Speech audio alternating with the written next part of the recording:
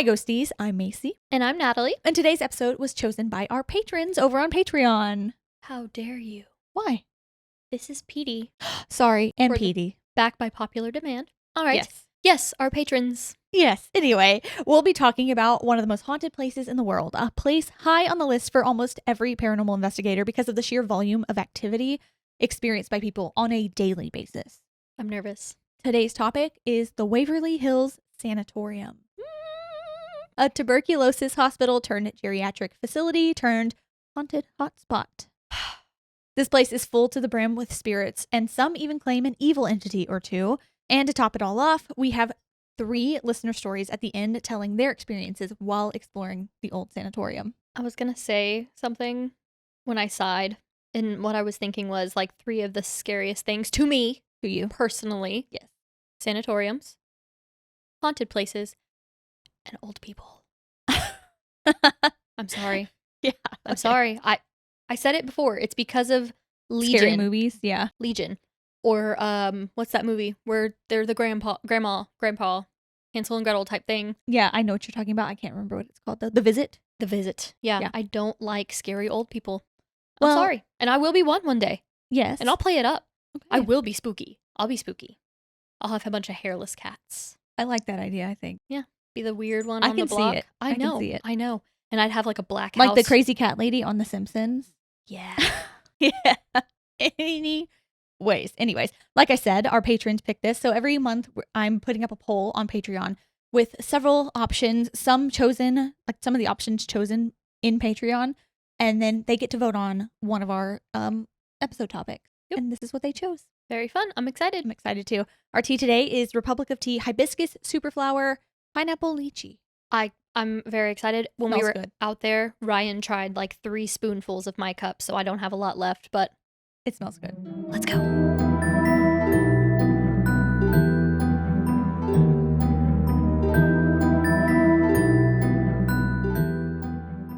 That is really good. It's very fruity.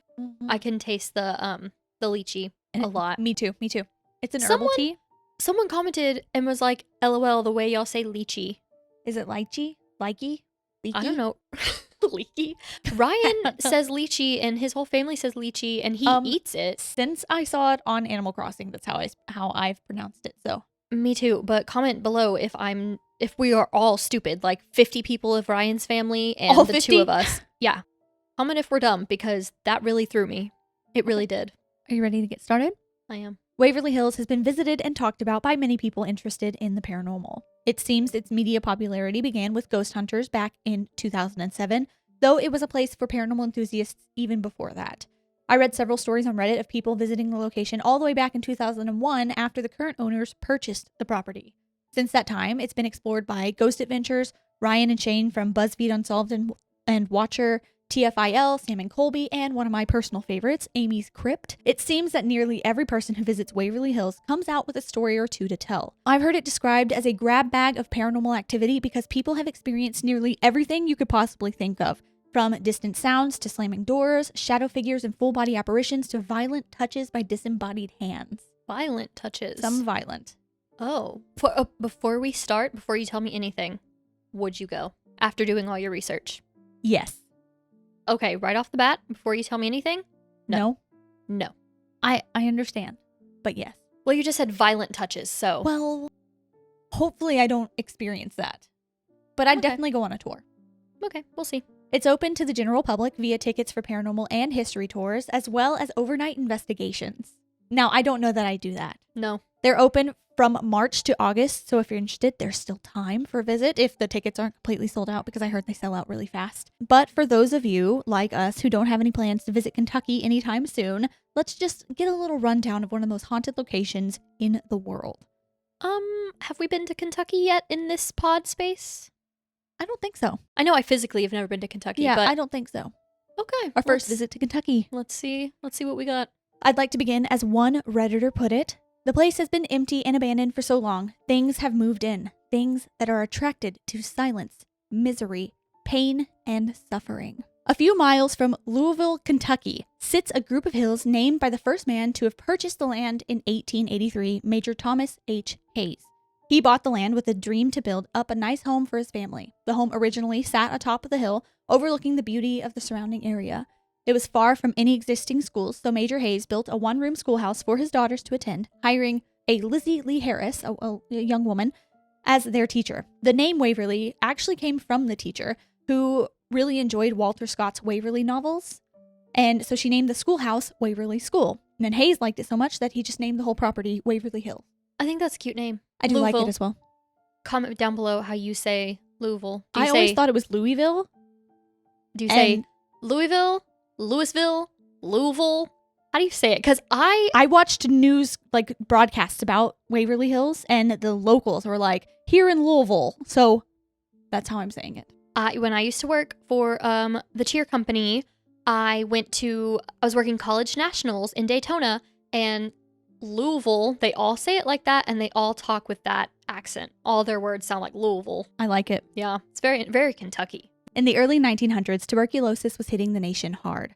There was no known cure for the disease at the time, and there was only so much medical professionals could do for the thousands upon thousands of people suffering. It seemed to hit the area around Waverly Hills and Jefferson County like pretty bad. It was extremely contagious, and Louisville had the highest death rate in the nation in 1900. The area was like a breeding ground for the disease, which wiped out entire families and communities with a slow, agonizing death. In 1906, the Board of Tuberculosis Hospital was formed, and the group set out to find a location in which they could build a facility to send all of their sick and try to stop the spread as best they could. At the time, the best doctors could do to help cure patients stricken with the White Plague was to give them as much clean, open air as possible and hope that some peace, quiet, and fresh air could save them. That's what they thought the cure for TB was. Interesting. I feel like that we hear that a lot with old sicknesses and stuff, illnesses. Yeah, well, a lot of the times when we're talking about this kind of time period, and it was like they were dying of consumption, like the mid to late 1800s.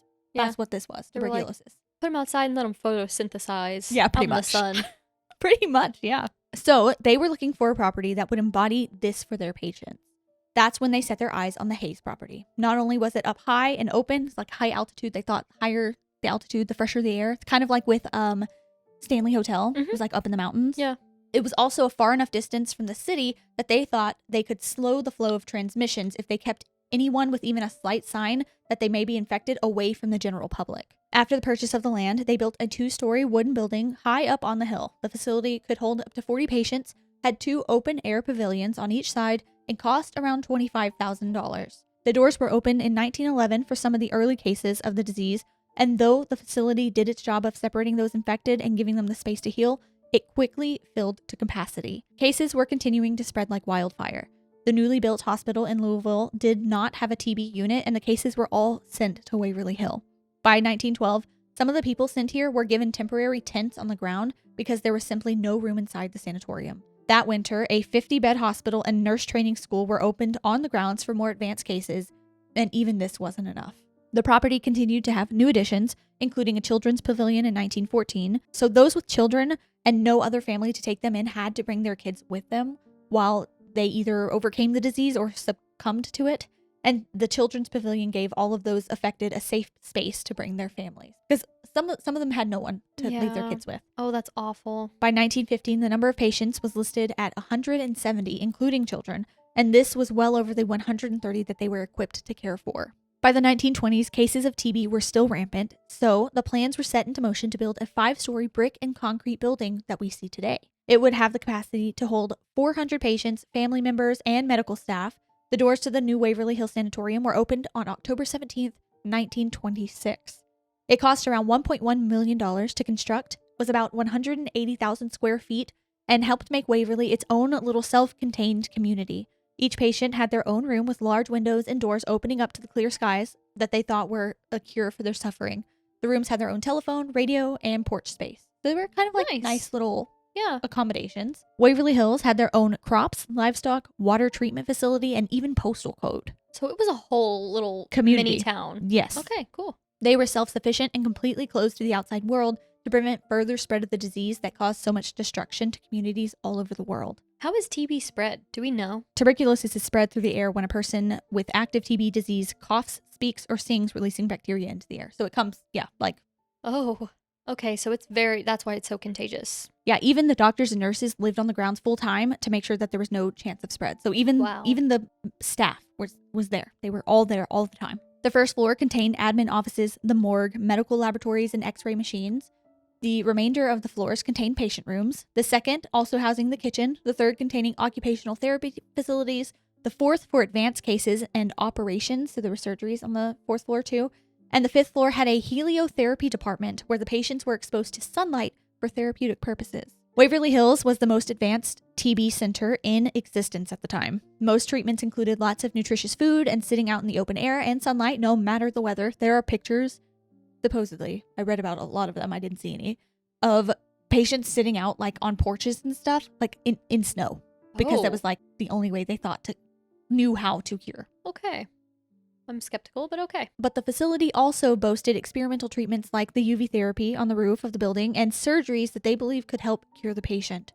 This included lobectomies, exposing the lungs to fresh air for healing, like the lungs themselves, balloons being implanted in the chest cavity to manually expand the lungs, and the removal of ribs to give the patients more room for their lungs to expand. So they thought maybe like their chest was inflamed and they didn't have enough room to expand, and that's why they couldn't breathe. Yeah. Now, like, these were, like, last chance kind of thing. Yeah, that just made me not be able to breathe. And for patients whose TB spread to the brain, they were given electroshock therapy as well. So they were trying anything they could, yeah. Yeah, I mean, at least they weren't doing torturous experiments. They were trying to save them. There are a lot of people out there who say that it was, like, a torturous, horrible, terrible place. Like, when you first hear sanatorium, you think, oh, God. They weren't, from my knowledge, from my reading, there are always bad actors in the world. They were trying to help. Mm-hmm. Any way they knew how. They just didn't know how. Yeah, that's sad. Now, don't get me wrong. There were probably really bad people out there profiting off of things like this and doing horrible things. Sadly, as you can probably guess, many patients did not make it out of surgery or out of the sanatorium alive. They were completely isolated from their friends and family with little to no contact to those on the outside, so a lot of these people spent their last days all alone. Yeah, that's really, really awful. Death was a daily occurrence at Waverly Hills, with most conservative estimates claiming between 6,000 to 10,000 people dying on the premises since 1911. Oh, wow. Those are conservative. I read some places that they believe it was more like 60,000.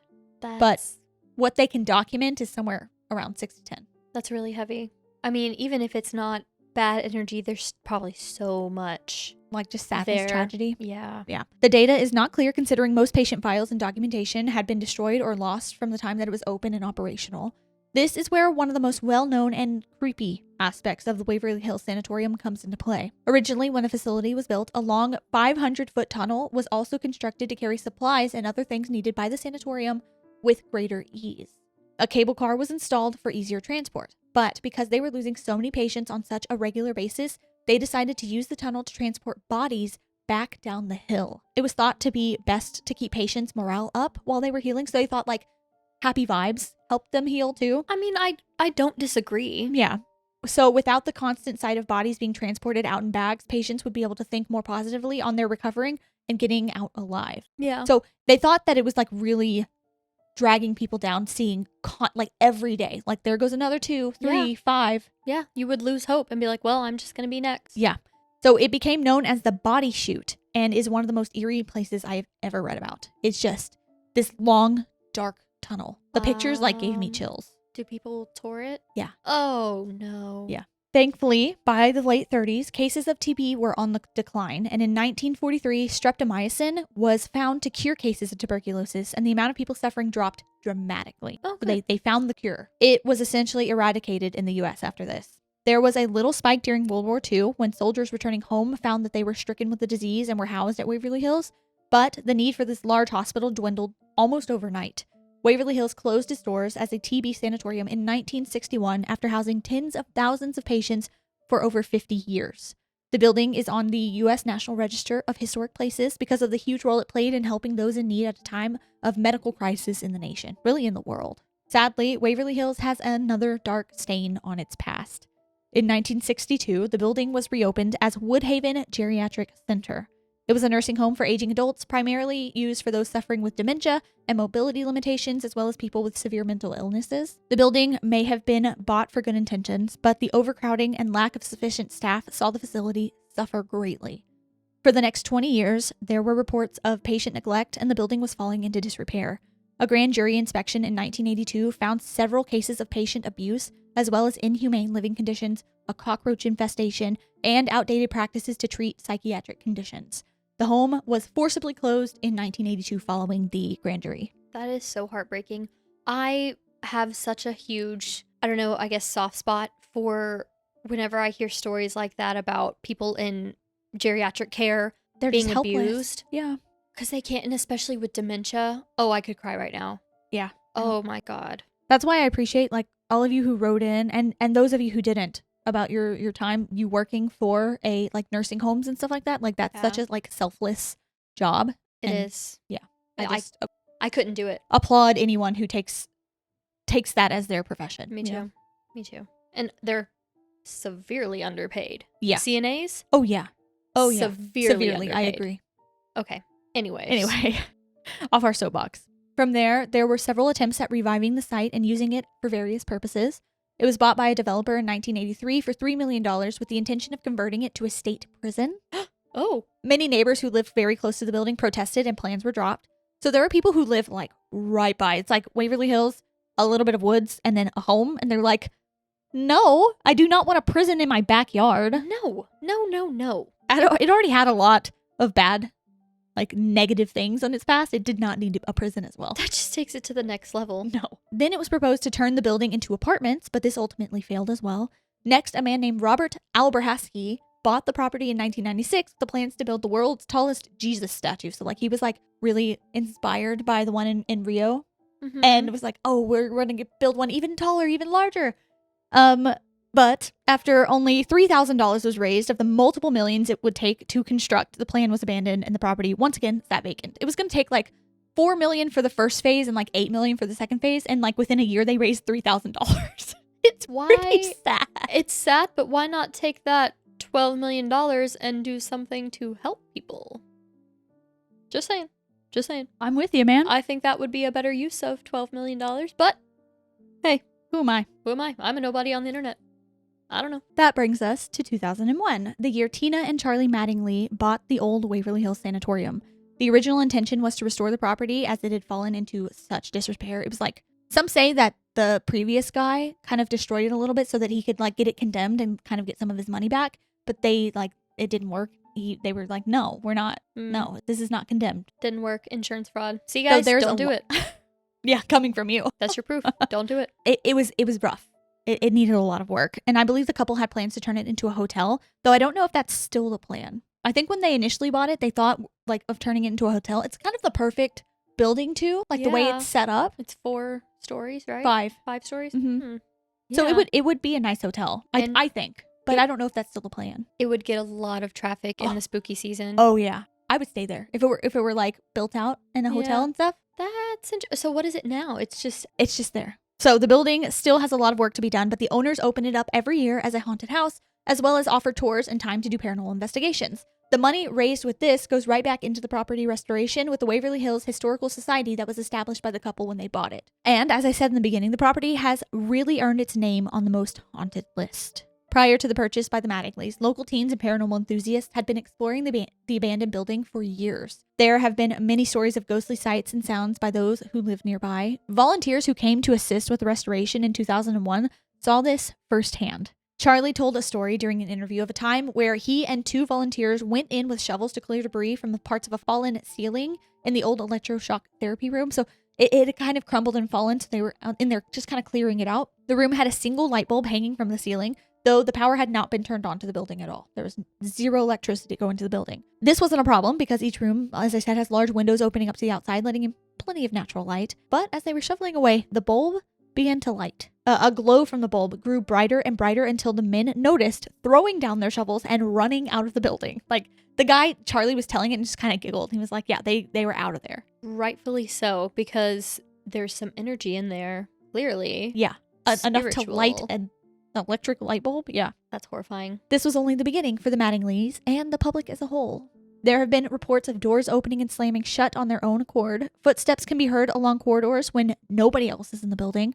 Lights will appear far off in the building with no known source for the occurrence. Many have reported objects flying across the room or pebbles being tossed at investigators while they walk the halls. I watched a video where you could hear the pebbles. Like, I couldn't see them because it was dark, but I heard them like a few like little fall. I don't mind that. It's weird. I don't mind them throwing pebbles.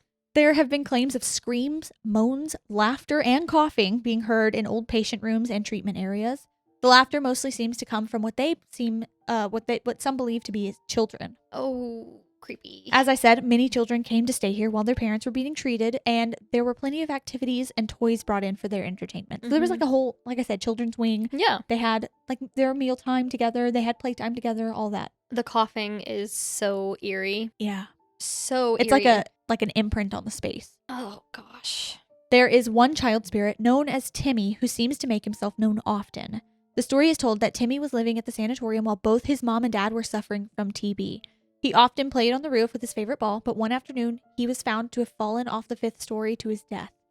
Since that time, people have reported seeing Timmy through the halls laughing and playing, and the current owners keep soccer balls, and then visitors also bring like balls and toys and stuff for him to play with. And some investigators have reported seeing the balls be pushed and rolled down the halls by unseen hands, still playing in the afterlife as he did before. Poor Timmy. I know. Do we know if his parents like passed too? I don't know. I mean, more than likely, probably, because a lot of Probably. people did. Yeah. I mean, That's heavy. there were some people who did leave alive. Yeah. But yeah. That's horrible. I know. It makes me sad. But some people say that they'll like roll a ball to Timmy and like, hey, I'm here to play with you, Timmy. And it will roll back to them in the darkness. Don't like that.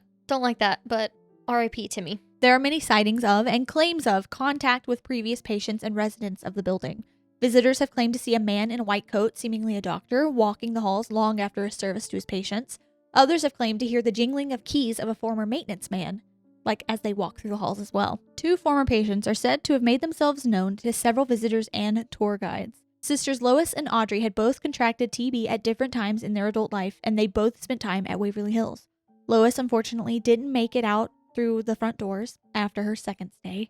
On multiple occasions, people have claimed to hear a woman's voice around some of the patient rooms on the 2nd floor, and she has told investigators that her name is Lois. Eventually, a second woman's voice came through, always together with the first one, and the people working at the old sanatorium found that Audrey had just passed away, seemingly joining her sister in the afterlife. So apparently, their family had contacted, like they talked to their family. Mm-hmm. And they're like, yeah, Grandma Audrey just passed. Oh, no. And they're together. They can still be heard from time to time and are said to enjoy Elvis music. Like if you play any Elvis around on the 2nd floor, they really like it. Okay. I know that got me too. That's cute. The old kitchen is another place where lots of activity is said to occur. People have seen and heard figures in the room, though no one is there. Many have also reported smelling fresh baked bread and food cooking, though the room hasn't been in use for more than 50 years. Again, I don't mind it. I'd like it. I'm cool with bread. There have been a multitude of reports of faces appearing in the windows of vacant rooms. People living nearby have seen lights glowing from the building, though, as I said, there's no electricity. So, like, people who live around there see Waverly Hills light up at night. That's too much. But what seems to be the worst of experiences come from the upper floors of the building. There have been several reports of mimics walking through the halls. No. People will claim to see members of their tour group walking out in front of them and turning into a room, but when they call out, they don't answer. And then when they walk into the room, they swear they saw their friend enter. Nobody is there. Then they'll find that their friend's like walking at the back of the group and hadn't been to that part of the building yet. Or just coming out of the bathroom or something. They're like, what?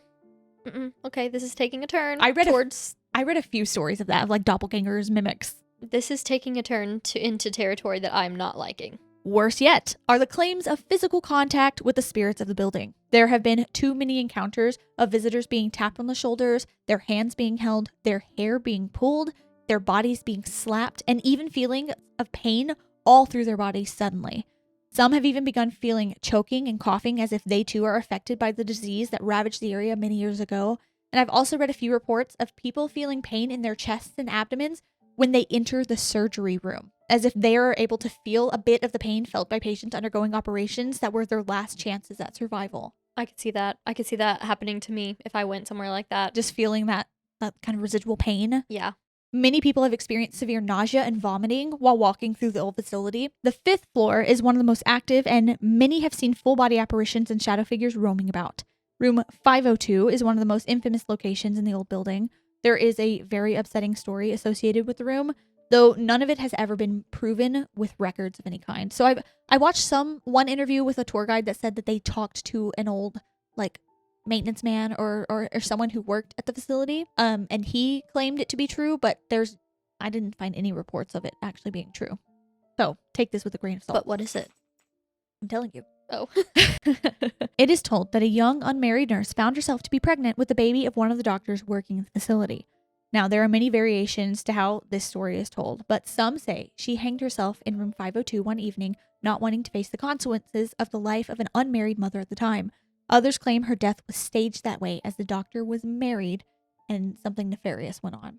There are other worse stories that you can look up on your own time that I don't want to talk about. There is another story of a nurse jumping to her death from the very same room several years after the first incident, but again, there are no records to prove this. Still, people have claimed to see shadows of a woman moving about the room when it is indeed empty. Others say they can hear the sounds of voices demanding to get out of the room when they enter. Many claim to feel a very oppressive and depressing feeling upon walking into the room. It's it's a feeling of like overwhelming sadness and sorrow. I mean, yes, I would imagine so. After something so horrific happens in a room, yeah. Mm-hmm. Now again, I don't know if those stories are true, but that's the legend. Yeah. If you ask me though, the fourth floor is even more frightening than all of the others. It was on this floor that Charlie Mattingly had one of his very first ghostly experiences on the property. He was walking through the building, taking note of all that needed to be done to the property when he heard footsteps walking out in front of him, down the hall and into a room. He walked quietly to where he was sure he heard the sounds, jumped around the corner with his flashlight to corner the supposed intruder, but found the room completely empty. This happens a lot. But aside from this, Waverly Hills is known for their shadow figures, particularly on the fourth floor. There's tons of reports of shadow figures. The building is full of them, and they are seen very often. One such figure is known as the Creeper. Oh, why? Because he's creepy. Well, nobody knows exactly where the Creeper has come from or what he wants, but many have determined it to be a sinister entity, seen often as a shadow figure crawling across the floor, up on the walls, and even towards them from above on the ceiling. Okay, it's a fitting name. That entity, whatever it is, first of all, seems really dark, is one of the reasons why I wouldn't go overnight. I wouldn't go, period. Because of that? Just in general, or just a totality of what I've talked about so far? Well, it wasn't that bad until that. Yeah. Now I'm nauseous. It's pretty sick. I can't imagine. Oh, thank you. Something crawling at you. There was one known death that occurred more recently, and it is attached to another haunting of the building. So years ago, there was said to be a homeless man living in the building with his dog. Oh. They found he camped out in one of the old patient rooms, but seeing as he didn't cause any trouble or harm anything, they allowed him to stay. He walked the halls as a sort of protector from vandals and those looking to cause trouble. So, they found him, but he was just living. He was just fine, and he was kind of keeping people away. Because there were and are, maybe not anymore because they've got security, but before security, there were people who would come in and vandalize and spray paint and, do all the things people do in abandoned buildings. As they do. And he was kind of keeping people away. So they just let him stay. They're like, okay, you're not hurting anyone. Perfect. You get what you need out of this place. I have a lot of mixed feelings about that, but okay. What about him living there? They weren't doing anything with the property, so it's not like... I know. No, not about him living there. Just if you saw it, why didn't you want to kind of help him a little bit? Or, put out some dog food or maybe give him a little money. I don't know. They may have. I don't know. Say, hey, if you want to live here, we'll pay you to do security. Something. But unfortunately, he was one day found dead at the bottom of the elevator shaft. He was murdered and his dog was found next to him, deceased as well. Why?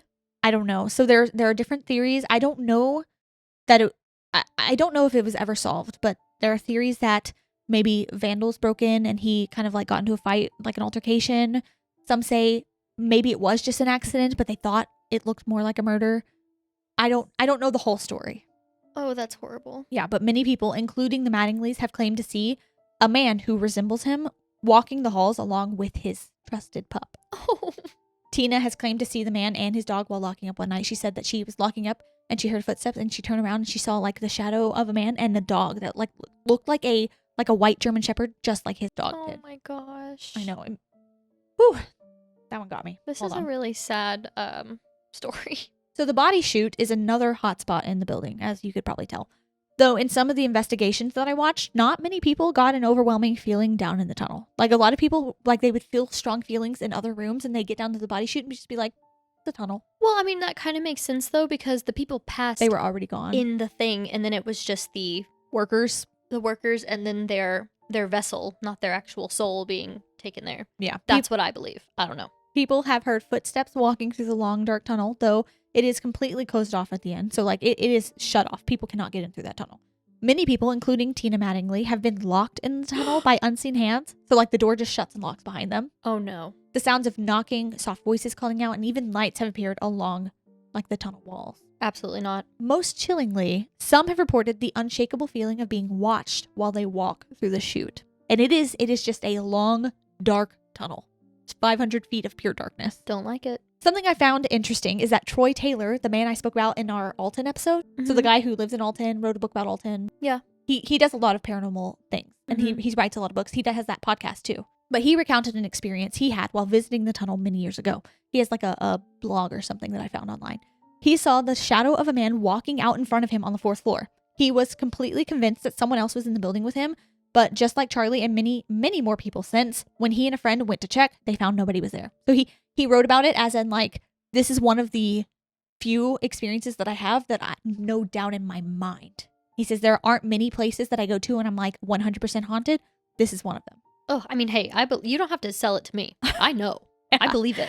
So before we move on to the listener stories, I wanted to just quote one person from Reddit who claims to have worked as a volunteer at the Waverly Hills Sanatorium years ago. They had been on tours and investigations and worked in the haunted house and fully believe that the place is haunted. Quote, "It doesn't matter who you are or what your beliefs are. Things happen in that building that are not explainable. I have seen people get possessed. I have heard voices with nobody around. I have smelled cigars with nobody smoking. I have been pushed up against a wall, watched inanimate objects move on their own." It seems that the amount of paranormal activity is countless. It has been described as a grab bag of the supernatural because you are all but guaranteed to have some kind of experience that you just can't explain. Hey, I believe you. And like I said, it's like everything. Anything you can think of, it's happened here. And you'd still go. I'd still go. You're sick. I told you, not like an overnight investigation, but I'd go on a tour for You sure. are sick and twisted. Thank you. I would drop you off, but I'm not going in. I don't even think I'd drop you off. I'd drop you off at the Kentucky Like state line. At the bottom of the hill? The Kentucky state line, and I'd let you hitchhike the rest of the way. Thank you. I'm not going anywhere near that place. Our first story comes from Hayes. "Hi, Ghosties. My name is Hayes. I had previously sent my story on the time I astral projected a while back, but while listening to your healthcare scary stories, it reminded me of when I was on a tour at Waverly Hills Asylum. If you haven't done a video on this place yet, I highly recommend it. I was about 16, I think, when I went on a tour/haunt with my sister at Waverly. They made us sit and watch a video before we went in, and it was a cheesy video, but I just had this feeling about going in. My family and I have always had connections with spirits and have dealt with the paranormal for as long as I can remember. I do have stories if you'd like to hear them. Anyways, upon going in, it wasn't bad at first, but the more we got into the tour, I started feeling and seeing things. It went from little pinches here and there to full on being touched and grabbed. I was in the back of the group, so no one was around me to grab. I would also see the shadows and patients that never made it out. Some were children, some were adults. We went up to the top floor towards room 502. I immediately felt so sick, I had to get out of the room. Upon further research on that room, a nurse had hung herself after finding out she was pregnant, as well as had contracted tuberculosis. So it's common for people to feel ill upon entering that room. Once we left and went through the haunt, that whole night I just felt eyes on me. I knew I wasn't alone, so I ended up going and sleeping in my brother's room. Once I woke up, everything was normal, and I haven't been back. I still deal with the occasional experience, but nothing too insane. Thank you for reading my story. Stay spooky." Yep. So one of the most intense experiences, just being grabbed. Everything you just spoke about. Yeah. Hayes experienced it. Let me be touched in a freaking haunted space. I would lose it. Just see you like rise, just in the air and shoot out of the building by yourself. I would crumble. I would turn into a pile of dust and just be on the floor. I could not. Shout out to Hayes. I'm glad you survived that. Our next one was from Unsigned, so anonymous, I guess. "Hey, Macy and Natalie, and listeners, if you choose to read this to everyone. In 2023, my best friend and I decided to go on a mini ghost hunting friend trip in Kentucky. We booked our overnight at Waverly and brought along an EVP and EMF detector.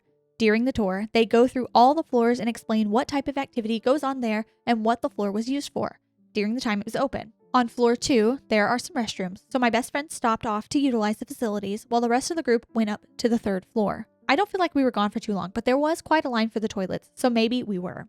We caught up to the group as they were heading up to the 4th floor. Once the tour portion was over, they split us up into 2 groups. One group gets the basement up to the 2nd floor, and the other gets the top floors. My best friend and I wandered along, half sitting in with random groups of people as they asked questions or used their ghost hunting equipment to see if they could capture anything.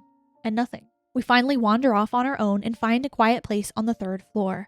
She grabs her chest and states that the air feels heavy in that area. About the same time, something yanks on my ponytail, whipping my head back, and I let out a scream of, "Ah! Something just pulled my hair!" Some tour guides come running up to us asking if everything was okay. My skin is clammy, my face is pale white. My best friend tells them she thought the air felt heavy and that something pulled my hair. Hard. And the tour guide lets out a little giggle and says, "Yeah, that checks out. There's a perverted old military man ghost here that loves well-endowed women with glasses and long hair." Ew. Hate it. Ew. Disgusting. My friend and I cut our tour short at that time. We went back downstairs and waited until they could let us out, and then we left. We saged ourselves before we got into my car and then went back to our hotel to nap before our next excursion. Absolutely not. I don't like that at all. Also, imagine your tour guide saying he likes well-endowed women. I'd be like, thank you. yeah, I was to say, button up my cardigan, but thank you. Like, what? See, if I were to go, I would go with the intention of do not touch me or else. I don't know what else, but do not touch me. Okay, and when has a perverted old man been known to say, okay, I'll respect it? I don't know. Exactly. I would not. Our last story comes from Alexis. Hey Ghosties, my name is Alexis, and you can use my name if you would like to, as well as any photos you deem fit.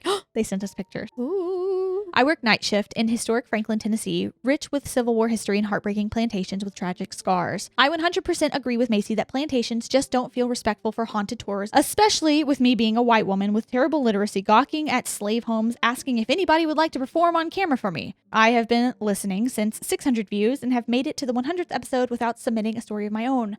I started a new tradition with myself as I've always been obsessed with the paranormal and have tried to hit some of America's most haunted sites. I was able to book a 2-hour lead paranormal visit in the dark at the notorious Waverly Hills Sanatorium, and we had a group of around 28 of us. Being 5'3", I'm used to fighting groups to be in the front to see everything, which will come in play a little later. Throughout the 2 hours, not a lot happened. It was very educational, and I was able to get lots of pictures. We went to most of the hotspots and started our journey at the body chute. The body chute, even during the day, is pitch black. The body chute started off as a construction tunnel and eventually was reused to transfer bodies out of the hospital without letting the other patients see how many people were actually dying. You would think my experience would happen somewhere like this. However, when my whole group was led to the bakery, we were stopped just outside the door. While the tour leader was doing his history spiel, there was a group of what I would call frat boys in hoochie daddy shorts standing next to me and my friend. Frat boy in the pink hoochie daddy shorts started flipping out, saying he could see people inside the bakery. The guide continued on, and I basically tuned him out and stared at the bakery door. I saw multiple heads peeking through the bakery door. The door isn't a regular wooden or basic door. They are giant metal doors with windows that have been covered with plastic film. I asked Pink Hoochie Daddy Shorts if he was seeing the same thing I was, and we agreed. With my amazing ability to shimmy in front of every group I'm in, we enter the bakery double doors, and I am the first one in.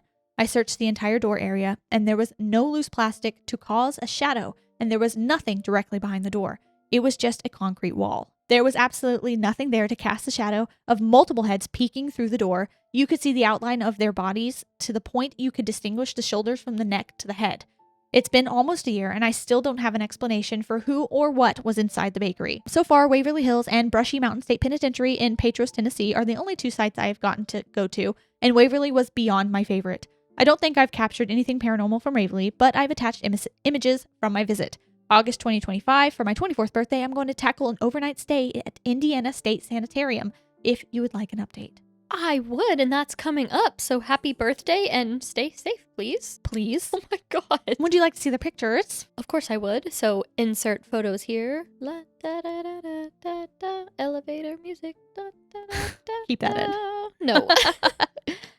Creepy. Anyway, thank you so much, Alexis. That was spooky. Yeah, thank I you. also like Hoochie Daddy shorts. Me too, and I loved the picture, so thank you so much. Thank you to everyone who sent their story, and thank you if you're still listening. Let us know if you've ever been to Waverly Hills Sanatorium. It is spooky. It is spooky, I will not deny. Yeah. It's one of the scarier places. I still want to go. I would not. I feel a little nauseous right now, and that always happens when I get really scared here, so you've done it. I was reading all about it, and I was like, why do people think... Because I've seen videos and listened to podcasts about it, but I couldn't remember why I thought it was so scary. I was like, I'm reading this. It just... Why am I remembering this as spooky? Why are people saying this is spooky? And then I got to, like, the creeper, and I was like, oh, okay, never mind. I really hated that. I feel really sick. I would like to go eat something right now. We're about to do our live. We're recording this on Saturday, and it'll come out on Monday. So if you saw the live, praying that everything goes well, doing a rain dance, whatever we can to make sure that this goes okay. So if it didn't, shh. But if it did, Yay. tell us. If you want to go live with us, you can join our Patreon at patreon.com/ghosties. It's also in the description. Like this video if you liked it, share it with your friends if you feel compelled to do so, and subscribe for more. We've got another listener stories coming out on Thursday, so you don't want to miss that. It is a good one. Okay. Next week's is themed. I was almost said it's themed, but it's the next week's is themed. Okay.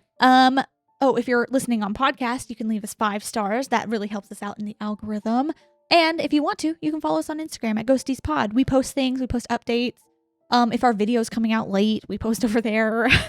Which hopefully we're not doing that. Yes. But I will say school is starting back up. And if you are on our Instagram, you know that I am a coach at a school. So I'm going to do my very best to make sure nothing slips. So everybody say a prayer, do some witchy things, whatever you do to wish me good luck. Yes. Well, that's all. And thank you so much for being here. And see you Thursday. Yep.